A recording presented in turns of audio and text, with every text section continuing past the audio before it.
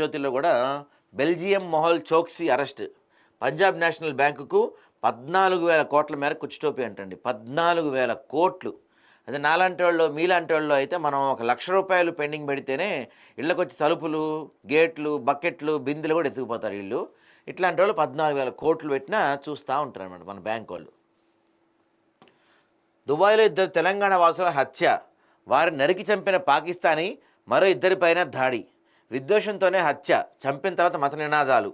అందరూ స్థానికంగా పెరిగిన బేకరీలో సహోద్యోగులు. మృతుల్లో ఒకరు నిర్మల్, మరొకరు నిజామాబాద్. మే మొదటి వారంలో కలెక్టర్ల బదిలీలు ఈసారి పెద్ద సంఖ్యలో ఉండే అవకాశం అంట. సో భూభారతి రైతుల చుట్టం చెప్పినట్లే బంగాళాఖాతంలోకి ధరణి పీడకల అని మాట్లాడుతున్నారు. దీని గురించి కూడా చూద్దాం మనం.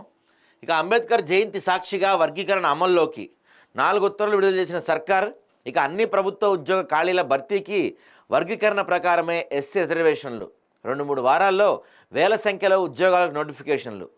పరీక్షలకు సిద్ధం కండి, యువతకు మంత్రి దామోదర పిలుపు.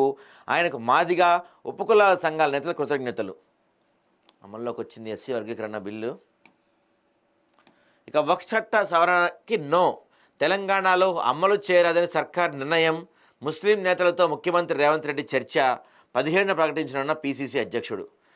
అంటే ఇట్లా ఏ రాష్ట్రం కా రాష్ట్రం బెంగాల్లో ఎలాగో అమలు చేయమంటున్నారు, తెలంగాణలో కూడా అమలు చేయరాయిక. అయితే పైసలు ఇస్తాం, కాంగ్రెస్ ప్రభుత్వాన్ని పడగొట్టమంటున్నారు, అవసరమైతే ఎమ్మెల్యేలను కొనమంటున్నారు, బిల్డర్లు పారిశ్రామికవేత్తలు ఖర్చు భరిస్తామంటున్నారు. ఎమ్మెల్యే కొత్త ప్రభాకర్ రెడ్డి సంచలన వ్యాఖ్యలు. మామూలు సంచలన వ్యాఖ్యలు కాదు, చాలా పెద్ద వ్యాఖ్యలే చేశారైనా. ఇక మోడీ గారు తెలంగాణలో అడవులపైకి బుల్డోజర్లు అంటండి. కాంగ్రెస్ పాలిస్తున్న తెలంగాణ, కర్ణాటక, హిమాచల్ ప్రదేశ్ రాష్ట్రాల్లో ప్రజల పట్ల ఆ పార్టీ విశ్వాసఘాతకానికి పాల్పడుతుంది.